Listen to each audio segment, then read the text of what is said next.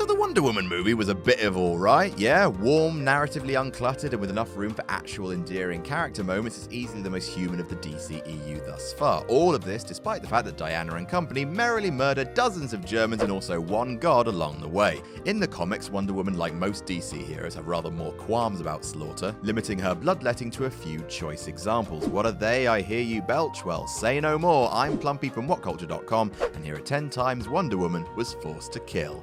Number 10, Batman. This is an alternate timeline story, obviously, as Wonder Woman offing Batman might have made a bit more mainstream news, you idiots, concerning what would happen if Batman and Superman had been adopted as children by 3 supervillains. Answer, they would rule the world like assholes. Wonder Woman teams up with fellow superhero Uncle Sam and others to stage a coup against the Hitler twins, as Green Arrow calls them. Before the fight is done, Wonder Woman succeeds in running her sword through Batman's heart. This is set low on the list because the action was ultimately undone and the timeline corrected.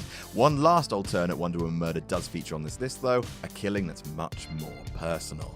Number 9, Steve Trevor. If you haven't heard of him, and you definitely should have by now, look at his shredded bod. Steve Trevor is Wonder Woman's longtime lover boy. In the final issue of the original Wonder Woman run of comics, the two married. In DC animated movie The Flashpoint Paradox, she brutally hangs him. An adaptation of the Flashpoint event that birthed the New 52 era of DC Comics, the animated movie is a shade more violent than the typical DC fare. After Flash goes back in time to save his mother's life, it gives rise to an alternate timeline where Wonder Woman and her Amazons have conquered the UK. In the film, Trevor is on the run from a troop of Amazon soldiers trying to extract Lois Lane. When he's caught around the neck by Diana's lasso, she rises him off the ground, hanging him until dead. Quite the lover's tiff. Number 8, Deimos. Deimos and Phobos are the naughty boy sons of Ares, the god of war, and in Wonder Woman issue 5 are causing all sorts of trouble on Earth, preparing to set off a chain of nukes in order to bring about a global holocaust. Pretty high stakes. Wonder Woman, along with a handful of allies, are transported to another realm simply known as Elsewhere, where they are assailed by the two gods. While her chums are fighting giant manifestations of their own fears, Deimos binds Diana in the long green tendrils of his beard, which comes within a hair's breadth of DC's first case of tentacle erotica.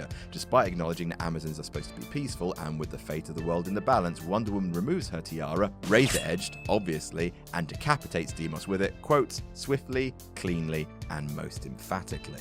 Number 7, the White Magician. Otherwise known as Asquith Randolph, perhaps the finest name ever conceived by a comics writer, the White Magician was historically a DC hero, known first as Mr. Magic, then the White Sorcerer, before settling on the White Magician in the 80s. The character was brought out of obscurity as a Wonder Woman villain in the 90s and was a royal pain in her ass for a while, orchestrating conflicts between Amazons and a dark being called Eclipso. Eventually, Randolph sold his soul for more power, becoming a huge, muscular demon. It was the 90s, so these muscles were especially huge, and also mortally wounding Artemis, the current Wonder Woman. Diana, realizing that Randolph wasn't going to stop and overcome with rage at her friend being beaten half to death, she hits him so hard that he explodes.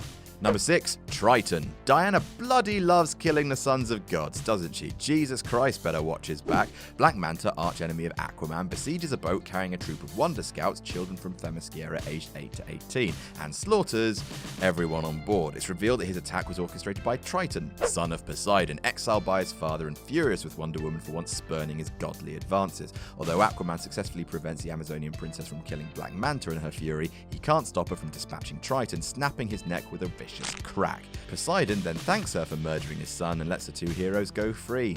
It's a weird family. Number 5, Hitler's clone. This one's peculiar. Wonder Woman, the TV show, ran from 1975 to 1979 and was even more restrictive when it came to violence than the comics, with most villains not being able to throw a punch at Diana, lest the image of a man striking a woman be seen as corrupting America's youth. But they still found a way to kill Hitler. In DC's answer to The Boys from Brazil, Linda Carter's Wonder Woman travels to South America, where she discovers that diabolical scientists are behind the cloning of the Führer. Not content with making a Hitler baby, these guys make a fully adult Hitler with memories and all. Wonder Woman can't have that, and in a rare move, orders the head scientist to tell her how to murder his creation. They lure Hitler into having more tests, and he guides her through the process of medically shutting him down. The image of Hitler flatlining as Wonder Woman watches on is a strange, yet powerful, yet mostly strange one. Number 4, Medusa. Medusa, for some reason being spelled MEDOUSA in this storyline, was the chief of the Gorgons and the actual Medusa from the Perseus myth. She was resurrected in the DC universe by her 2 sisters who were prisoners on Themyscira. Alive once more, MEDOUSA goes after Wonder Woman, turning one of her friends, 8-year-old Martin Garibaldi, to stone, presumably for having a crap biscuit for a surname. MEDOUSA then challenges Wonder Woman in a duel to the death, which takes place in Yankee Stadium for reasons. In a true display of badassery, Wonder Woman not only fights most of the duel blindfolded to avoid Medousa's gaze, but when her blindfold is ripped off, she blinds herself with snake venom before decapitating the Gorgon with a golden axe. Yas, queen. Number 3, just loads of demons. In a story that is downright mad, Superman and Wonder Woman get transported to Valhalla by Thor, not the Marvel version obviously, to help them in a 1,000 years war battling the demons of the... Right, okay, this is how the word's spelt.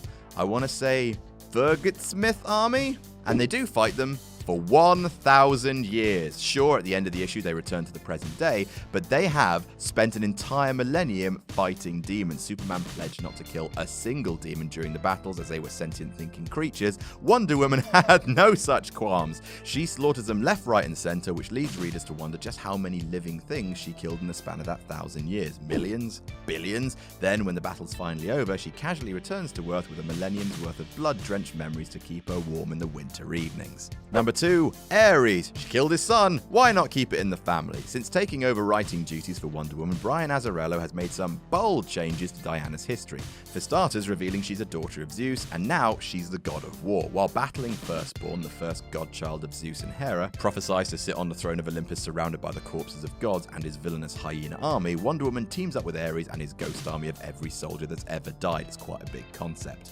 Firstborn snatches War by the throat, and it looks like he's about to crush him when suddenly Wonder Woman runs both gods through with a spear. War dies and Wonder Woman becomes the god of war in his stead, because those are the rules.